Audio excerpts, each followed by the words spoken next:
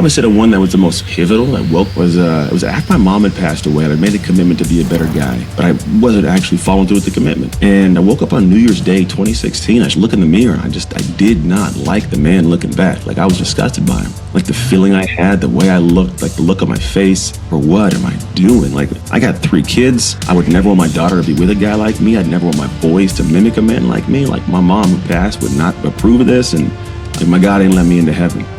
And that was the day that kind of like, I was like, I'm done. And I cut off all other people I was talking to. I didn't go out anywhere. I just focused on just being quiet, to be honest. Really quiet. For me, I go back to my times. I didn't like being alone because I didn't like who I was alone with. And so I didn't have a relationship with that guy. I didn't like him. I didn't want to face him. And so the quietness forced me to face the guy. And it forced me to navigate him. And it forced me to figure him out. And so a lot of work, man, emotional work and physical work. But the more I did it, the more I was proud of the guy. Anthony Trucks, he's a California boy just like me, all right? He's got the Oregon helmet in the back. We're going to get into all that. We're going to get into scaling businesses. We're going to get into trauma, all those things. You can see the man works out like that, you know? So we're going to get, yeah, he's healthy. He takes care of his body, takes care of his mind. Let's go back to the origin of things. Tell us about yourself, trying to figure out the algorithm of you know, what do mom and dad do for a living? Go away, take it away. Tell us about yourself. Man, that's a good question. So I was given away into foster care at 3 years old. Didn't have a whole lot of like sound foundation. Bounced around for, I think, 3 years, 6 houses. The 6th house ended up in my family. It's my current family. I'm the only black person in an all-white family. Mom, she didn't do very much, man. My mom and dad, they weren't the most successful humans, to be quite honest. Loved like crazy, but didn't have the skill sets to be highly successful from a standpoint of like monetary and like status, right? And I think you get, presented with that. I was one of 6, only foster kid in the family. And so I kind of had this view of life from that perspective. And then navigated a whole bunch of years until being 14 and finally got adopted by them. Tried my hand at something new called football. I was bad at it. We all try things we suck at. Football was one of them for me. And then my mom got diagnosed with MS. My dad's a pipe fitter. He was just focused on just making sure the bills are paid. And mom's, she's just kind of fighting. And so at some point in time, I realized I didn't want to have nothing for my future. And I decided I want to be great at something. I chose to go back to football, try my hand there. Locked in, got real good, got a college scholarship. Ended up going to college. I had my first son at 20 years old in college. Played 4 years, entered the NFL. NFL stands for not for long. Got hurt, came home. Lost everything. Had 2 more kids with my wife. Then my marriage fell apart, was divorced, living in like a 500 square foot studio apartment. After 3 years of crazy and just being divorced, running through the darkness, my mom passed away. It woke me up and I got to be a better man. Centered myself, did what I call dark work, and remarried my ex-wife after 3 years divorced. We're about 8 years remarried now, have an amazing family, home, house. I get to travel the world and speak. I teach people how to develop dominators' identities through what I call dark work. So you can have a defining moment mentality when everything's on the line of, I've done too much work in the dark to lose in the light. I love it, man. You know your backstory well. All right, here we go. Let's unpack some things. What position did you play? Linebacker. That's why I still work out. My shoulder sucks, but I'm good. I literally just finished a workout and took a shower within 5 minutes and got here. That's a lot of car accidents on each shoulder, just because you can't even headhunt anymore. You got to, so, right. Oh, yeah, I throw ribs all the time. Ribs pop out and that goes out of whack. My back, I had to take 2 days off the gym this week because my back, I couldn't stand up without feeling like an old man. It hurt. It's part of the game, though. You and the inversion table are best friends, I guess. Yeah, well, I haven't got that far yet. I'm trying to stay away from it. If I can, the inversion table's great. It decompresses the joint. Yeah. I got this thing called a reverse hyperextension. It helps traction the back and strengthen the muscles. But I'm trying to hold off on anything that I can do forever until as far as I can. Because once I do that, I'm locked in, right? I'm gonna have that thing everywhere I move for the rest of my life. So I know they exist and I'm 100% on. But I'm I want to make sure I can hold off and do the best I can to strengthen before I got to go to a whole bunch of remedies. Okay, let's get in the nitty gritty here now. Wonderful. I say this in nauseam, but you'll like this. It's a sports reference. The movie The Natural. Glenn Close is talking to Robert Redford. He's been gone for a long time. You know the story about Roy Hobbs? You know that movie? Okay. I know a little bit of it, not all of it, though. He was promising. He's gone for 16 years. He comes back. Who the hell is this guy? He's a superstar. And she says to him when they reconnect, his love interest when he was younger, he says, I believe we have 2 lives, one that we learn with and one that we live with after that. And it looked like you did a lot. You did all this learning. You did all the, that's like my story too. You do all these mistakes and then you take all that data and then you work with it. 2 steps forward, 1 step back, but you work with it. Yeah, so pretty much. What was your journey like? Did you do anything that was like I did Tony Robbins. I've done everything he's done. Did you do anything that was formal or, just how did you grow into, and navigate out of, all that volatility. Yeah, I've never had an issue hitting like face first into something that my gut is telling me is right, but my brain's like, don't do it. So I did do formal stuff, but it was after I did all the informal stuff. It's very hard to explain. I don't even know why the hell it happened, but I found myself sitting there going like, I don't like my life. Something's up. And I had like a realization of I'm the biggest, common denominator in all of my problems. Either I created it or I'm allowing it. And so I woke up to it and I was like, gosh, I started finding I had like this like ball in the pit of my stomach when I would think about certain things, and I go, how do I get rid of that? How do I navigate that? And like, it was a lot of different things that just were having hard conversations and making some ownerships and taking some actions and building new habits and stopping bad habits. And so I did all this stuff that was and it took years, man. Like it took me a few years to navigate it. And then as I'm on the back end of the journey, I start getting introduced to things like the forum or whatever. I think there's something, I think it's called the forum, I want to say. Yeah. And so I'm doing these different things, and I'm finding these personal development books, and I'm like, what? No, where was this 2 years ago? What I did in 2 years could have been like 2 days in a really good weekend, And so I did eventually kind of go through more of a formal. But you're saying like I learned from the moments of it, and it taught me a lot more. But I think for me, it was good to go through the length of it, the depth of it, the way I did, because there was like no stone unturned. But in the position of what I do now, I can speak to so many different stages that most people have no one to speak to, but because I didn't go through it 100% only through like the we'll call it, professionally designed, shortened way, that I do not have a space to talk from having experienced something. Right. Human beings are dense. I was dense. You go, it sounds like you did the same thing though. Like, it's kind of cool. You reconciled with your ex-wife, gave it a shot, but then that didn't work out. And then you got remarried, did you find, I found that, human beings are dense, but to stay the course, I was dense, you learn, and then you're like, how the hell can I make a mistake like this? I know better than this, but the pendulum swings so volatility back. Yeah, you do that though. And then it evens out. You had the same thing? I mean, not to the exact extent, but I do know that statement that says that, what does it say? Good decisions come from wisdom. Wisdom comes from bad decisions. Right. It's kind of like it's an ebb and a flow. It's you try something, you get a little bit farther ahead, then you go, oh crap, I messed that up. You go back and you take, a little farther ahead. So it's like back one, forward two, back one, forward two. And eventually it's like back one, forward five. And then it's like, you ain't going back. You just keep going one. But you have to have the ebb and flow to understand and to do things to move faster. So yeah, I mean, there is a journey and a piece to it. That's all I think but his thing, it's always different for each person. Right. Everybody has different perspectives, different beliefs that they're brought up with. Different things that are faux pas, different cultural stuff, religious thing. It's all different, man. I can only talk from my perspective. And so when I do talk from that, I try to talk from an emotional perspective, not a matter of factual. I'll go like, this is how I felt. This is why I did. This is what I went through. So if it does resonate emotionally, maybe you can pique your interest and go, I can try something similar. But I don't want people to come to me and go, well, you said to do it this way, it didn't work for me. It's very possible. It might not. Or to go, well, I don't believe you. There's other ways to do it. I agree with you. I'm just telling you what mine was. Right. Nice. You formed in your own business, your business. What dark work or what is it? What do you do now? What does it look like? Tell us the details about it. Yeah, I help people develop dominators' identities.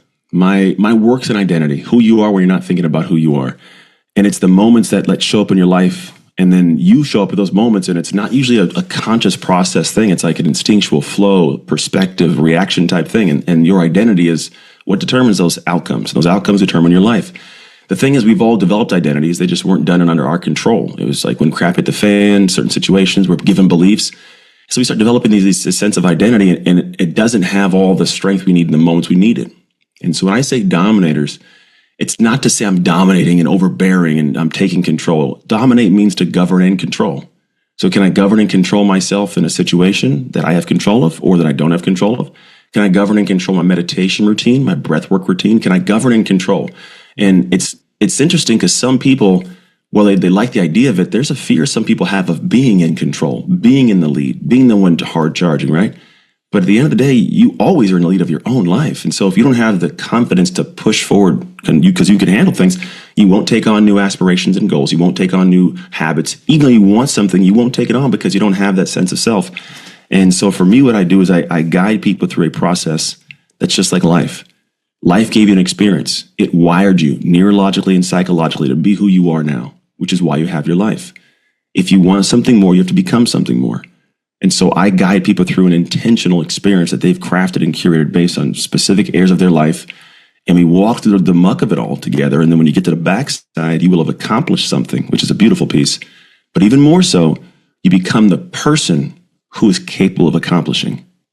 And now you don't go backwards. Now you have a set level of what I call a new normal. There was your previous normal that had these habits, these patterns, these actions, created this life, maintained this life. When you elevate that, your newer normal, higher normal, it feels emotionally the same. It's not as much drain and stress. You're up here now, but the outcomes are more impact, more influence, more income. There's just more to your life with almost the same cadence of effort, it feels like. Sounds like a little bit like, little creating new patterns, a little NLP, linguistic programming. Well, we don't do a lot of NLP because here's the thing, I don't think I can talk you into it. Matter of fact, the majority of the work I do over 16 weeks has nothing to do with teaching. It's like the first 3 weeks we teach, we set a foundation, life will teach you. My job is to say, where do you want to go? Let's set it all out. We structure it very intentionally to figure out who you want to identify as later, which is based on the habits you put in place. And then we rock and roll for 3 months. In those 3 months, believe me, within the first week, life presents you with a whole lot of things that it's an experience that you got to level up. You get rewired quickly. By the time you exit 3 months, you look in the mirror and you don't recognize you, but in a good way. It's like a different shoulder carry, different heads, just a way you communicate. It's a different chip on shoulders. And I can't talk you into that. I can't give you a collection of words. You have to be able to know to your depth that you've done something to earn that feeling. That's interesting. So you're 3 months, that's a lot of immersion that you're dealing with these people like, on a day-to-day, 3 days a week, or how does that work? So you only got to meet once a week. But the thing is what you're doing in that time, it's tracked. There's a very specific app we had custom built and everything. Like it's a great habit tracking tool, but also a preparation and process tool. So when you're going through it, like every moment of your day for the most part is planned properly. It gives you freedom. It's not like this crazy, I got to do this in this 17 hours. No, it's like do this for the first 3 hours. It's going to be hard. But then after that, turn off. Go live your life, right? But you did the hard stuff already. And the idea is we guide you through that process. And every week, for the first few weeks, it's 2 times a week going through the curriculum. And then after that, it's off to the races. And there's communication and then also calls. The idea is for accountability. It's accountability, but also celebration. I think a lot of people go like, accountability is just to harp on you. No. Accountability is for you to show up and go, I got it done. And us to go, hell yeah. Well done, right? And you get the little dopamine dump and your brain starts going, man, I'm getting closer and closer. Because the brain knows when you're getting closer to a goal and you get a little hit of like a dopamine to feel good. And that little thing, like in the day, like day 29, when you don't want to do it and you do it, day 30, you feel like a superhero, right? But you need to have someone to help you get to that day 30. But also you want someone to celebrate day 30 with you. Yeah. So it's definitely an in-depth like hand holding and then partnership guidance of the process. Yeah, there's a lot of pain and pleasure there. Then there's also they're owning it at the end. At the end, you could push them over with a feather in the direction that they want to go in, because now you've enrolled them to they're the governor. You're not governing them. Yeah, that's good stuff. Let's go through some milestones, like of your challenges in the beginning, like some of the dark nights of the soul for you. And then on the flip side, because, we're going to like do the Dickens pattern review, right? What was your past dark night of the soul? And then what turned out to be some of your biggest milestones that really pushed you along that said, wow, this is a highlight for me. Oh man, I had a lot of dark times, dude. There's too many dark times. I was a time when I didn't want to be here. I was like, man, if this is life after the NFL, I'm good, right? I was legitimately in a dark time. I'd probably say the one that was the most pivotal that woke me up was it was after my mom had passed away and I made a commitment to be a better guy, but I wasn't actually following through with the commitment. I remember I had flown somebody out from Russia, like a woman, and it was just this really weird kind of purely physical debaucherous to an extent, because it was just the sins of the flesh, we'll call it. And I woke up on New Year's Day, 2016. I just look in the mirror and I did not like the man looking back. Like I was disgusted by him. Like the feeling I had, the way I looked, like the look on my face. You look into the bedroom, it's like you see those movies. You look in the room, it's just some stranger on the bed. It's like, bro, what am I doing? Like, I got 3 kids. I would never want my daughter to be with a guy like me. I'd never want my boys to mimic a man like me. Like my mom who passed would not approve of this. And like my God ain't let me into heaven. And that was the day I was like, I'm done. And I literally started cutting people off. I sent her home. I cut off all other people I was talking to. I didn't go out anywhere. I just focused on just being quiet, to be honest, really quiet. It's an interesting thing. I now can very heavily notice individuals who aren't settled inside. I don't do well with them. It's not that I don't like them as humans, But you can tell people that there's so much going on under the scenes that they need to be in constant distraction, and it feels unsettling to me. They can't be quiet. They have to talk to you. They got to be around you. They got to be doing stuff. There's always this hodgy-podgy. Let's do this. Let's do. And what it is for me, I go back to my times. I didn't like being alone because I didn't like who I was alone with. And so I didn't have a relationship with that guy. I didn't like him. I didn't want to face him. And so the quietness forced me to face the guy, and it forced me to navigate him, and it forced me to figure him out. And so the more I did it, the harder it was, but the better I got, the more I got to fall back in love with the guy, towards now, like, you could sit me in a room for a week on end by myself and I'm good. I'll miss my family, right? But I'm good with me. I love me. I respect me. And there's a piece of that was earned. But that was like the darker part, was just navigating. And there's a lot of actions. Like, I can't just go, you should be better. Like, it was a lot of apologies, a lot of ownership, a lot of action, a lot of building out, a lot of redeveloping, reconnecting, right? A lot of work, man, emotional work and physical work. But the more I did it, the more I was proud of the guy. Because there's a really interesting pride that settles into a human that you can only get from going through a really interesting crucible. Like, you've got to go through something hard. Think about the things that you probably have the most pride in. It's the things that tested you that you're like, I don't want to do this. Like, this is ridiculous, right? And you get to the backside of it and you finally succeed and you go, hell yeah. Right? It's this elation, it's this celebration. And that's when you really have the sense of the achievement's cool, but who you are, man, that's the gift. Like, you have this different sense of self. Meet the Bolo Pack, the ultimate travel companion that transforms into a hammock, a pop-up tent, and even a cooler. Whether you're hiking, camping, or chilling at the beach, the Bolo Pack has you covered. First up, the Bolo Pack is a sleek, compact backpack, perfect for day trips or long adventures. Need a break? With a simple pull, the Bolo Pack transforms into a relaxing hammock, perfect for catching your breath during hikes. Planning to spend the night? The Bolo Pack also converts into a pop-up tent, giving you shelter wherever you go. And the best part? The Bolo Pack doubles as a cooler, keeping your food and drinks fresh for hours.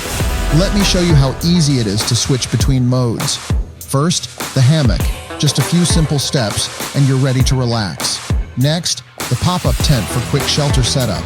And finally, the cooler function, ensuring you stay refreshed on the go. From day hikes to weekend getaways, the Bolo Pack adapts to your needs. Whether you're chilling, camping, or keeping your snacks cool, ready to upgrade your travel game? Get your Bolo Pack today and take your adventures to the next level. Link in the description. Yeah, it's funny, I know exactly what you're talking about. When I first had my bit of success, I decided to double down on personal development at that point. I always did it, but then so I said, well, I got money now. Let's double down on this, and then let's talk about your journey now on the flip side. Those milestones, one or two that you sat there and you're like, oh man, I can't believe this is happening now. Oh yeah. This is special. Oh, I had a lot of those, dude. It doesn't seem like much, but after I was divorced for a lot of years, I remember sitting we got these Ashley furniture couches, these big brown couches that when they opened up, it was like sitting on like a full king size bed damn near. And the kids were younger, maybe like 7, 8 years ago. We got the couch. I sat in the middle. We all kicked it back, watched a movie. I remember having been separate for so long. I'm on the couch and I have physical contact with each of my family members, my wife, my kids, all of them, and going like, this is a beautiful moment. Like, this is the best moment of my life, man. Like, this is all I wanted. All the stuff I go out to the world and attain and earn. But that was the moment I'm like, God, I made it, That's special. That's so really poignant what you just said. I was talking to somebody else the other day. They're on the downside. They're trying to, they've had a lot of success and now they're trying to, fix that because they're dipping. And I said, do you really think there's any difference between, let's say, your life and Elon Musk? Because he was concerned about his financial situation. I said, really, if you really think about it, financially, there's not much difference. I mean, if you really want to look at like flying private or whatever you think, but what really counts is maybe looking across the table and looking at your son, while you're having dinner and appreciating that moment. Because that's really what we really cherish and really makes us happy is not expensive. No. That's it. Yeah, that inner peace is a wonderful thing. That's a great moment that you've had. Oh Or yeah, your man, it was family great. there? Because the thing is you do like I think is I will say I do love to earn money, but I only love it because of who I get to spend it with. Like I just got back from 2 weeks with my wife in Sweden. We just wandering. She had a track meet she was doing for Worlds, and she won 3 golds and got a silver. And I was just Wow. hanging out. But I'm like, I got to just do this because the way my life runs, the way the relationships I have, like my income levels. So I make money, but it's not to make money to stack chips and buy a whole bunch of things. Like, and I'm not saying there's anything wrong with that. There's people I know that are phenomenal humans. They care about the materials. That's totally your prerogative. But I also think it's dope. Like if I get a Ferrari, like I want to be able to take my wife in the Ferrari, not just my buddies, you know? I want my wife to be proud and happy. I want her to be the one that like told me to go buy it, you know, and then spend some time with me. If I do take a trip, I want to be able to take the trip with my kids because I want to make great memories with them. So I do want to make great money, but I would never at this point in my life do it at the cost of having no one to spend it with. Right. That's perfect. Where are you at today? What's going on in your life and your business and topically right now? I'm in a great place, man. I get to spend time every day getting the kids up, take them to school. I get to come home and meet people like yourselves and chat, travel when I want to travel. I get to hop on stage, and my work is me serving like thousands of people at any given moment. As a matter of fact, next week I'll be in front of 40,000 people online in a studio somewhere. Then I think I fly to Kansas City, and then after that, I believe I'm going back to Vegas to do a speech, and then I might actually get an opportunity to go out and do something with Tony Robbins again. And so my life is crazy in a cool way, but it's weird because I'll say it this way. Like I love what I get to do, but I love being home more. Like I call myself a spec ops speaker. I fly in, do my special operation, I'm out of there like immediately. Because I would much rather be on my couch with my kids than like, I don't know, explain it, like in a line, shaking hands and like, look how cool I am. I love doing it because I serve people and I absolutely love the transformation I can see in people's lives take place. But they don't love me like my family loves me. I'm not invested in their lives the way I'm with my kids and watching them get grown because people talk about legacy all the time. The companies I create, yeah, that'll be cool, like, you know, but it's designed to solve some problems. That's not my legacy. My legacy is the people that'll be here when I'm gone. That's the legacy. And if they don't know me or they don't like me or I have no relationship there, it's bad. So I tell myself and I tell other people, I'm right now in what I call season of dad. The season of my life where I'm being a pops, man. Because in 4 years, my twins go to college. My oldest enters life. And I want them in 10 years to want to come home for the holidays. And if I don't do that now, if I don't develop a relationship now, it's not going to be there magically in 10 years. It's more work than if at all. So I'm doing what I do now to where the rest of my life, the kids go, God, I can't wait to get home to mom and dad. That's great. Long term, then 5 to 10, 15, what do you have planned for yourself? What's the long-term play for you? Man, long-term play. I'll still be speaking when I want to because I love doing it. I know people that are still speaking in their 60s and 70s, and I'm like, bro, I got like 20, 30 years still, man. Like, I'm going to be doing this for a while. However, I want to be very, very selective, meaning I'm only going to do it if I actually like the company or I like the people or whatever it is. And then the way that I will, I guess, look at my life is I came in to this industry. When I came in, someone had to leave.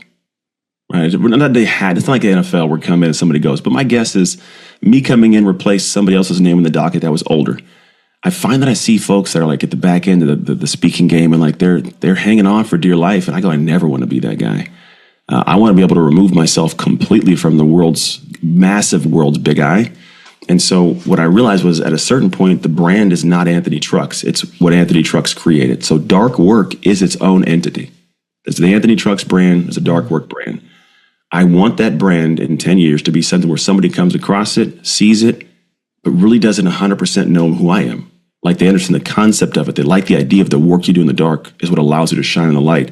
So how do I do that dark work to create a dominator's identity? I want that language to be one they go, I agree, I get it, I want to do that, regardless of knowing me.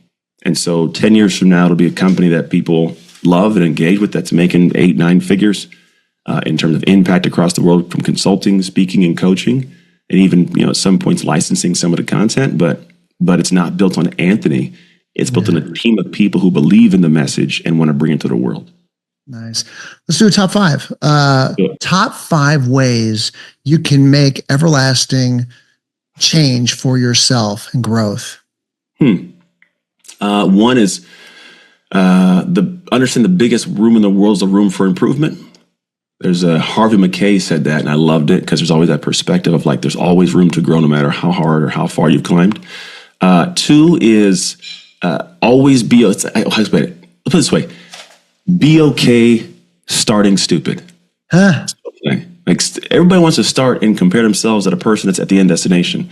Start stupid. Start with questions. I don't know what to do here. Cool. Start that way. Start ugly. Start dumb. Start stupid. But start. Right. The more you start, the better you learn. The more you do things. Identify with the effort, not the outcome. So I'm a person who identifies with the effort, the day-to-day, more than I identify with who I'm supposed to be in 10 years. If I identify with being a guy that does the effort, I'll get there in time. So I'm going to be okay doing the work. Start stupid, do the work. Another one is fall in love with the day, not just the destination. There's this day-to-day thing that if you fall in love with that, the destination comes and you bypass it. Like it was cool to get there, but you bypass it. If you only love the destination, at some point you'll stop loving the day and you'll just quit because you'll find something that seems more engaging because you're going to be more intimately connected with the day than the destination. It's kind of like climbing a mountain. You spend more time climbing than at the peak. Always. So enjoy the climb, right? The last one I'll say for change is realize, this is my big realization for me. The man that I am is never the man that I am. So the way I explain that is like the man that I am today is not who I was the man yesterday. Like the man that I am now, right? When tomorrow comes, the next day comes, I'll have gone through different conversations, read different things, had different meetings, had more come in. And so I'm a different man at that point. So the man that I am is never the man that I am, but I want to keep creating that guy. And so I never lock into, this is who I am. I won't do anything else. This is who I am. I think when you lock into this is, I'm stuck here. Did you miss out on life's amazingness? I think there's an amazing plan for life that we mess up. And so I just don't want to mess up the plan with my plan. So I just kind of figure out the man that I am is not the man that I am. And we're figuring out who he is every day.